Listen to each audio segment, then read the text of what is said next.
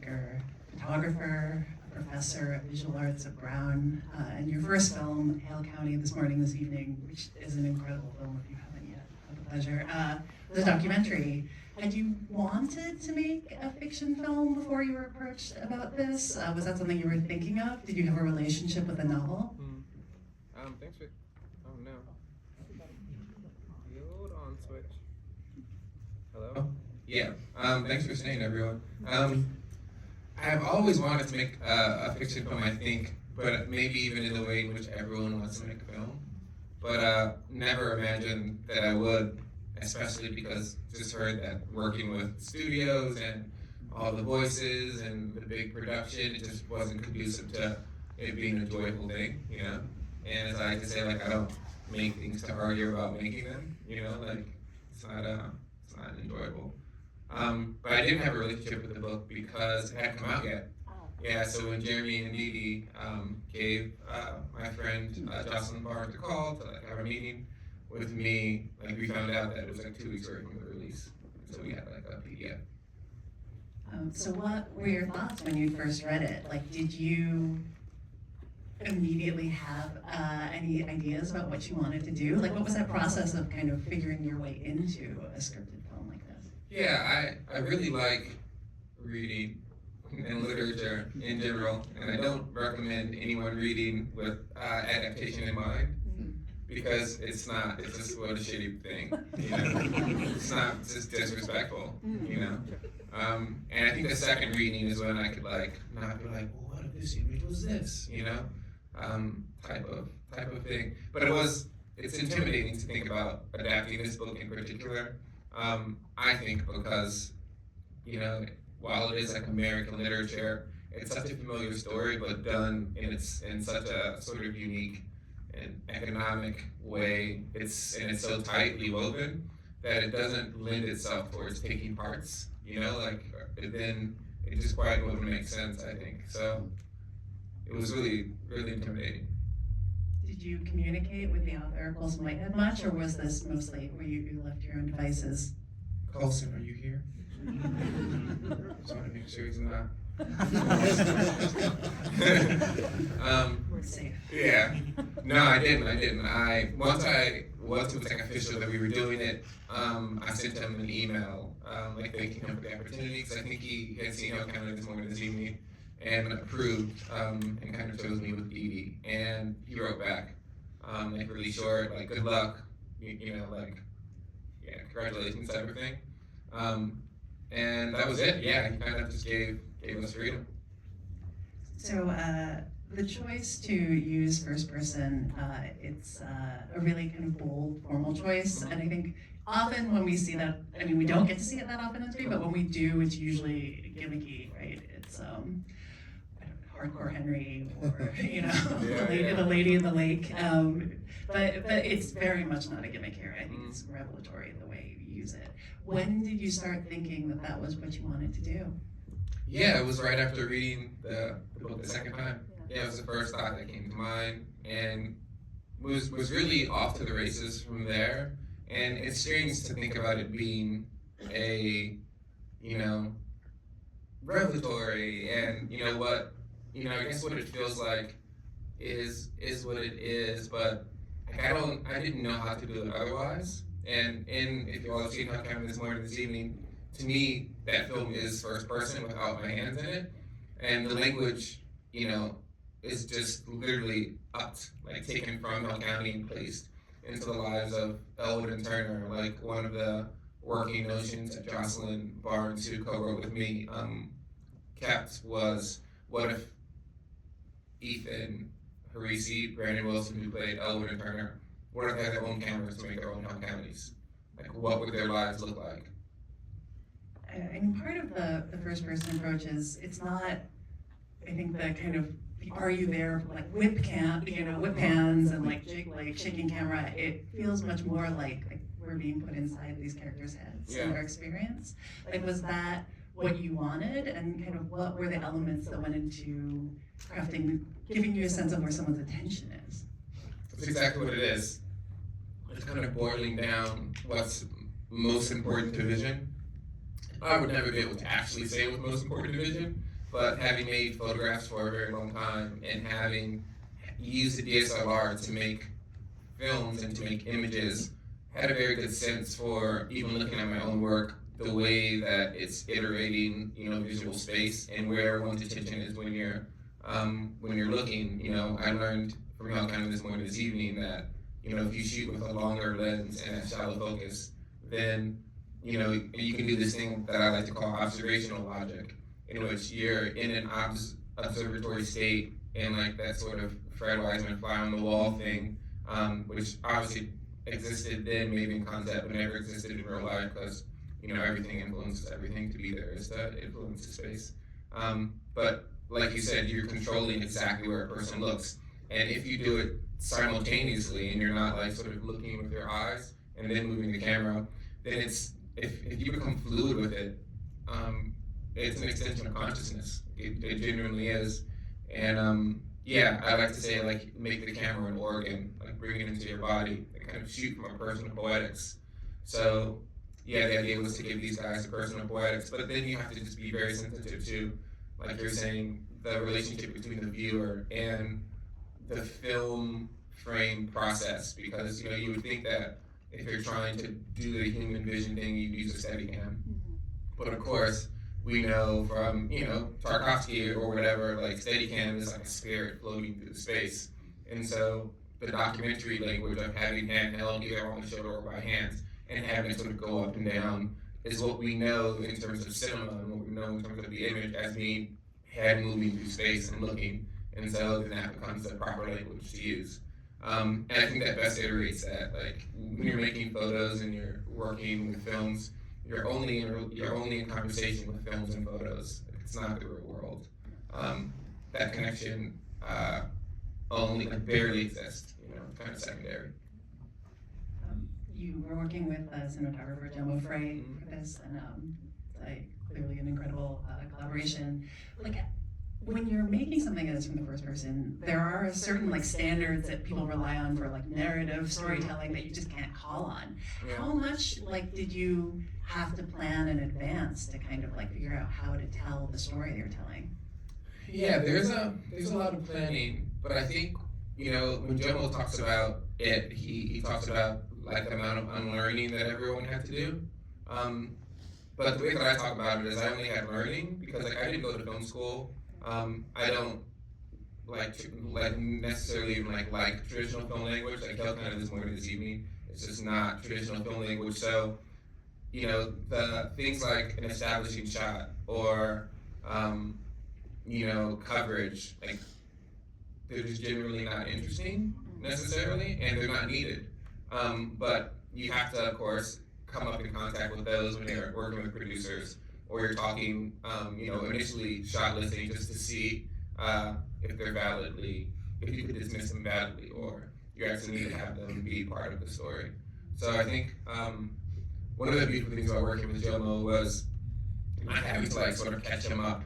He was a fan of the other film I made, like knew my photography, and so we immediately started to, of course, move the language forward from the script, and we were able to come up with things like a thrown gaze, which was a kind of breakthrough in the language because it was imagined as all oneers and single point perspective, one camera, but there's no way to cut, and so even every time we film a scene, like it takes 15 minutes to shoot a scene, and you don't have that much time.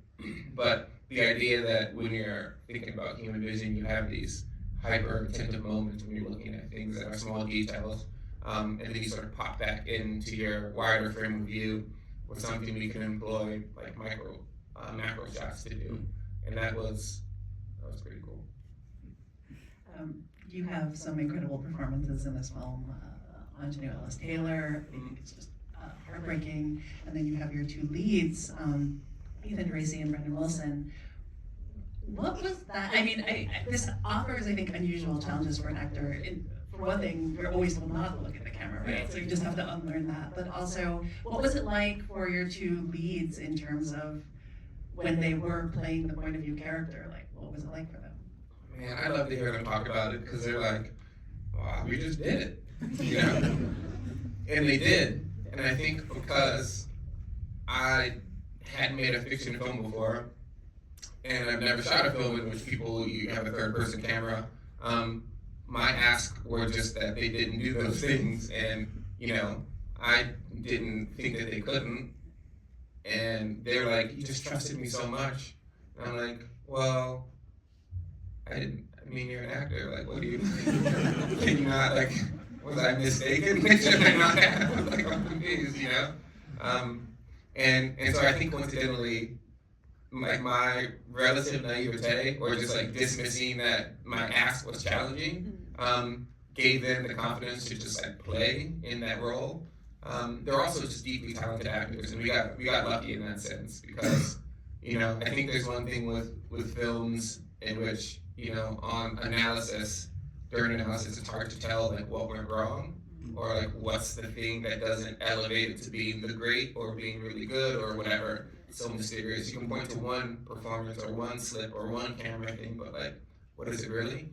For these actors, like I think that they outperformed my expectations because I didn't know how much aliveness they would bring to it, and the way in which I think Anjanu and even the boys, but Anjanu specifically, can like sort of pierce the interface of the lens and the screen into the audience, who is essentially a scene partner. Like the way that love, the way she looks at Elwood can come through, is something that you hope for and imagine, but to feel it is quite different. I think they outperformed my expectations. I kind of forgot my train of thought. It was going to be so good. Sorry, everyone. That was pretty good. That was good. I wanted to ask about the I guess you call them a flash forward, when we go to into the future. When did you kind of decide when it arrives, it is like a shock.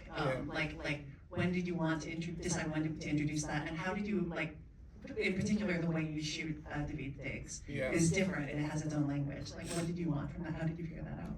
Yeah, the flash forwards. Well, who's read the book? Wow, not so many. That's a lot, though. Thanks for raising your hand. I know there's a couple that read it and didn't raise their hand because they were embarrassed or something. So in the book, like that's how, he like goes back and forth, and it kind of plays. It really sets you up for the twist at the end. And so of course, we wanted to honor the architecture, essentially, of the main characters and their relationships. It's written in the script. I think the exact point that we jump forward for the first time is after Elwood's beating. Yeah, and that's right. And that just made sense in terms of dream state and just like the overall logic of introducing you to the idea that Elwood lived and survived, or kind of misleading the audience.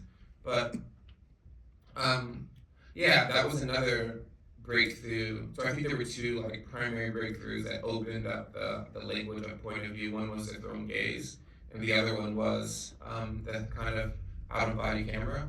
And so if you take seriously for the foundation of the film, the foundation of the image being from inside of the body, the camera being an organ, then you have to ask, especially in a film in which trauma takes place, like what happens when someone has trauma, or what happens when someone has an out of body experience. Perhaps the camera is dislodged, perhaps there's some sort of space that needs to be filled. And it rhymed quite well with separating the present in nickel with the future, and then also gave us a visual form to collapse in order to display that adult Elwood was actually Turner. Because, of course, when he's shot, the camera pops behind Turner and he's running, and then it should hopefully click for the viewer. There was a real school that was the inspiration for the novel and the film, and I wanted to ask in that light, when did you always decide that you wanted to use archival material and footage and incorporate that in the film, and how did you arrive at how you ultimately used it? Yeah, always. It's I've never understood why films had to use point of view, because it's just like the way that each of us see the world.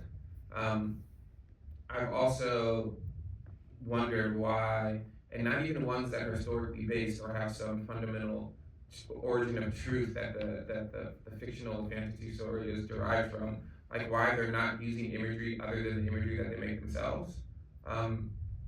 It's like it makes it like an echo chamber, I feel like, while also being in conversation with all the other images. It's just like a capsule that has really, really thick walls. But in this case, if you know, Jocelyn Barnes and I, my co-writer, went to the glossary of nickel boys, and like Colson writes down at all the source material. And there are two ones in particular. There's like, I always forget her last name. Robin something wrote this book called Boys of the Dark, which is like a nonfiction account of the Dozier School Boys. And then there's this thing called the Dozier Document, which is a 150 something page forensic account of all the things that went down and the relationship between the grades and the White House. And you look at that document, and you look at those images, and there's just nothing more powerful. Yeah, we're going to be making images about this story, but yet what I'm looking at here is more powerful in a literal sense than the fictionalized version of what we're trying to do. And so it only made sense to employ those images, but then you get to think about the way that the archive sort of, has its own sort of like depth in a way, specifically in relationship to between the power dynamics of the people that are in it and the power of the person who is wielding the camera and their intent. And so to kind of rescue the Dozier School Boys from that forensic file and give them life in this form, you also then get to ground the film in the real, which just makes what you're, going through emotionally more powerful when you see someone who actually went through it. So they were always incorporated, and the challenge was just doing it in a way that didn't feel like we were just doing it to do it. And then, of course, you see them on the computer, and then when no one's getting beat, you see like the real Dozier School Boys. So I think we figured it out. This is a film that does include these horrible instances of trauma, but it begins so far before that, right? It is about someone's like kind of consciousness, and it is about this experience of growing up, and later it is about living with that kind of trauma and how you move forward. This is obviously coming from the book as well, but is it important for you? I think like there are these kind of sometimes rigid conventions about the idea of like bearing witness to trauma and bearing witness to particularly Black pain, as almost unintentionally spectacleized. And in this case, I feel like your film insists that the audience becomes immersed in and a part of that. Was that something that was on your mind from the beginning? Yeah, it was, but it's also just a general point of view that I have for art making in general. I mean, how can this morning this evening, not to keep referencing it, but it's the only other film I made. It's a film that is about family Kunti's lives, but being anti-narrative. It's not interested in, essentializing their actions or things that happen to them over time to let you, have markers for the way in which their life is gone, and you just experience life with them. And taking that mode of not allowing for single incidents to override a grander, more cosmic, more sentimental, more in your own head relationship to the people's lives. Coming to this story was an opportunity to actually think about what it's like to have the camera inside of your body, which would mean that you're not looking at the trauma when it happens, because very rarely if someone's being beat, are you looking at the wound? Like you're not a spectator to your own violence. You're like trying to cope in those moments. So they were asking cinema to try to find form and grammar for that. And then you're also allowed then to think that, oh yes, like the event of violence is only the beginning. And when we show those moments, it seems to override the aftermath because those images become so indelible. And then you're like, wait, the images are already in my head. Like, I don't even need to see them. And then you're like, well, why is that? Well, maybe, Black culture is over-indexed within images of violence. And so, yeah, it was definitely on our mind. Well, I think that's all the time we have. But Maybe one from the audience. One from the audience? I always do just one, but it's got to be a good question. You got to pick so one. if your question isn't good, if your question isn't good, who has a very good question? This is a lot of pressure. Yeah, I know. This is why I didn't want to. All right, you guys, I'm more for it. I'm just kidding. Wait, rock, paper, scissors. Oh my god. Whoa, you guys are crazy. Ah, the paper wins. You should do this every time.